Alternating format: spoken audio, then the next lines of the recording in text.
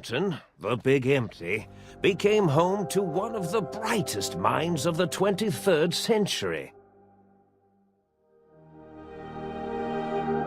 The courier watched over the Big Empty for years to come, caring for it and keeping its discoveries safe until they were needed to help others. Which had always been Big Mountain's purpose. Past the laboratories and science, it had always been intended as a place to build the future of all mankind. The Sync Central Intelligence Unit was impressed by the amount of exploration the courier had undertaken.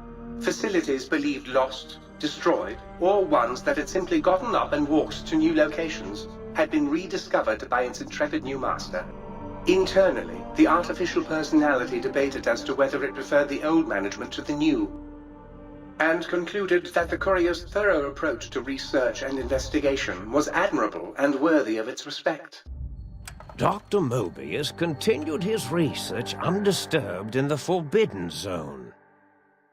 As much as he had attempted to create better scorpions, he tried the same with humanity, with considerably less success. These failures didn't bother him over much.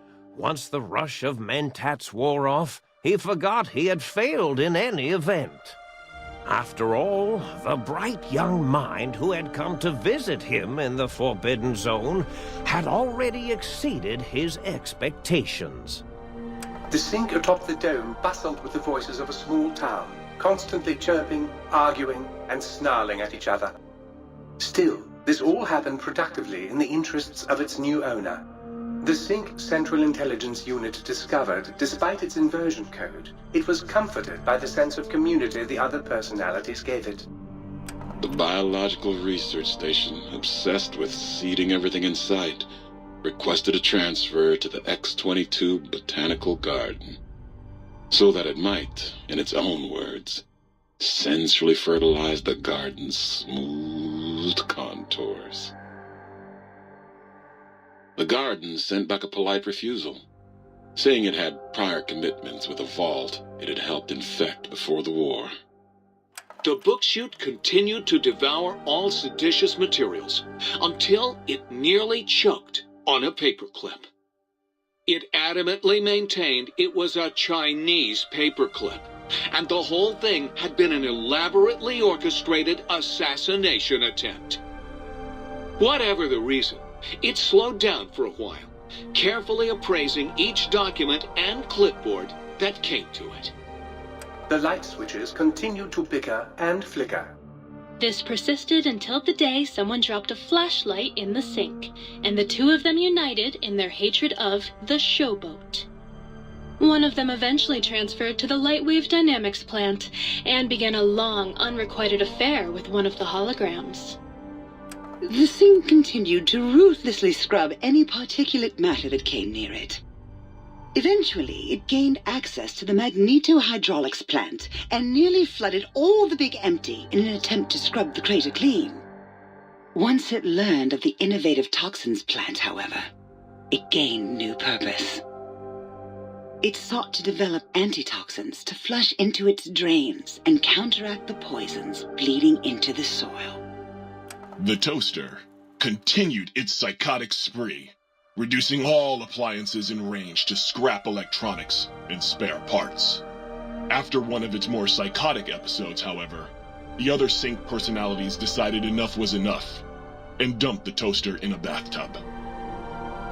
Sparking and hissing, the toaster swore its enemies would rue the day when they had bread and no way to toast it.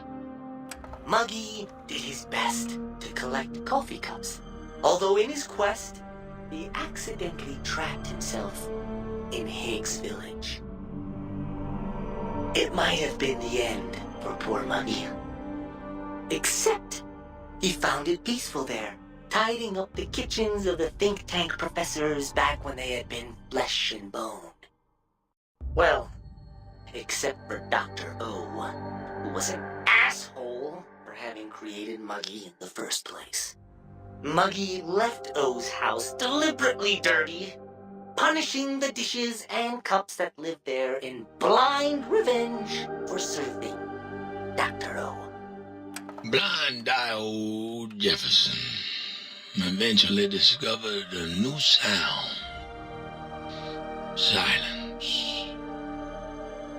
It only made him more filled with the blues than before. It was rumored by the other personalities that he had a brief fling with the light switches. Although he forgot their names much too often and was soon left in the dark as punishment. Autodoc, always gentle and methodical, kept sewing up the courier in all the right places when the skin split open from repeated wear and tear. The Autodoc was just glad to have purpose again. It heard its simpler brothers and sisters who got shipped to the Sierra Madre were bored out of their skulls in that toxic dead city. In time, the Autodoc found a way to deactivate the Y-17 trauma harnesses, releasing the corpses they had held prisoner for almost 200 years. As the courier ran through the X-8 facility multiple times, the computers analyzed the test subject's movements. Rather than performing a superficial observation, they realized the subject barely knew what communism was, or even what a high school was.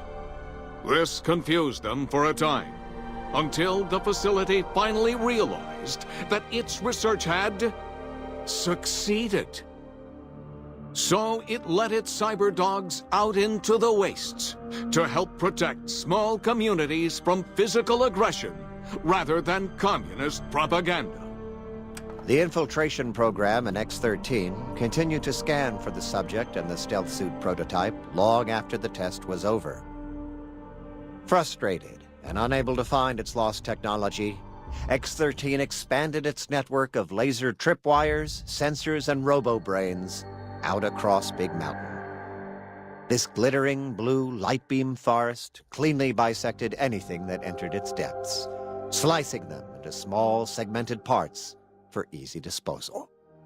The courier, organs intact, continued onwards, a little less heavy of step, but with all the organs in the right places, as they should be.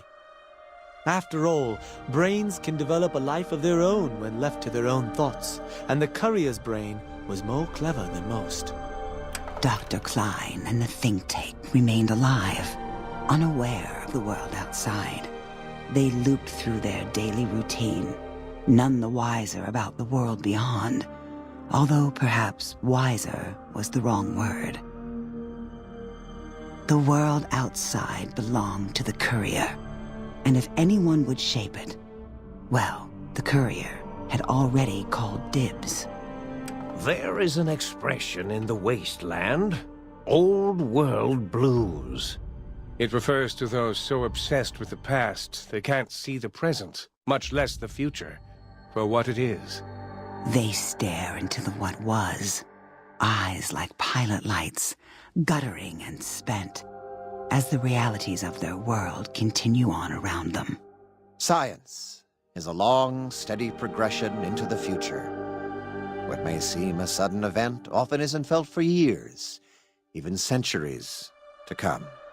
In the times following the Second Battle of Hoover Dam, however, old world blues took on a new meaning. Where once it was viewed as a form of sadness, nostalgia, it became an expression describing the potential for the future. It can be easy to see science as evil, technology unchecked as the source of all ills, all misfortunes. With the courier at the helm, science became a beacon for the future. There was old world blues, and new world hope. And hope ruled the day at Big Mountain. We could say more, but the stories in the Big Empty speak for themselves. Now armed with the transportal Ponder, the courier could return to the dome at any time and crack open the secrets of the Big Empty one by one. The Sync sat vigilant, waiting for its master to return, shoes covered in Mojave dust. Only one road yet remained, and it was one the courier had to walk alone.